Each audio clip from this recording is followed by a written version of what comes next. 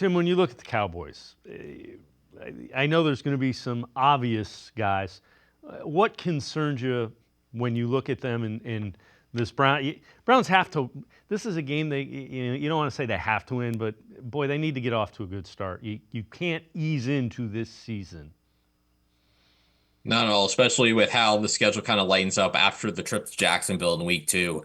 So when I look at the Cowboys, what stands out, obviously we talked about is the pass rush, Micah Parsons, DeMarcus Lawrence, this front. If you can kind of hold them to a stalemate, I think the Browns are going to be just fine because with DeRon Bland being out, Trayvon Diggs is coming off an injury.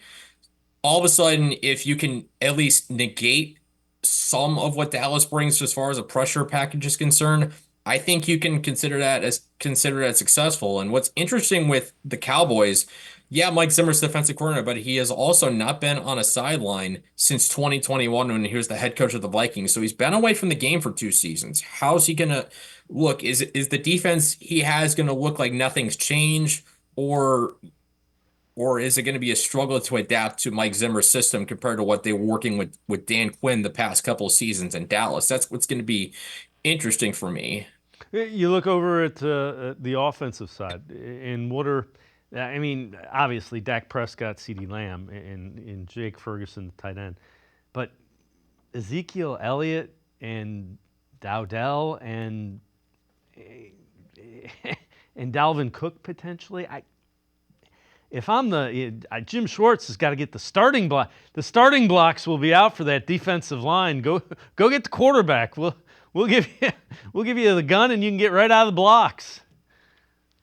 Yeah, this is not a team where I would think first down has to be a particular point of emphasis, more so third down, because when you have Dak Prescott, who's still one of the better quarterbacks in the NFL, certainly he's a threat to make a big play anytime because of his arm and his legs. CeeDee Lamb is always going to be a tough matchup. I know there could be some rust on him because he sat out all of training camp getting his new contract, but you still have to prepare for CeeDee Lamb like you're going to get 100% of him because he's one of the better receivers in the NFL.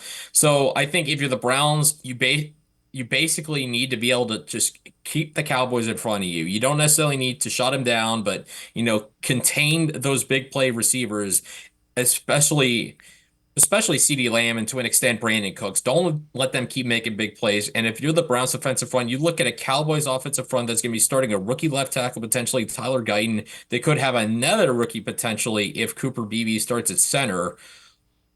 Either him or Brock Hoffman will be potentially the starting centers for Dallas. So you look at that offensive line for Dallas. If you're the Browns, you got to be thinking this is a huge opportunity to get that defensive line going. Myles Garrett, Za'Darius Smith, all the guys they have on that defensive line, this should be a day where they can really control the line of scrimmage. Because I think if you can control the line of scrimmage and speed up Dak Prescott, make him uncomfortable, especially in an environment like Brown Stadium where the Browns kind of turned that into a fortress last season and the Cowboys did not play well on the road last year, you certainly have the opportunity if you're the Browns to really reinforce that home field advantage and kind of put Dallas in a situation where they're trailing.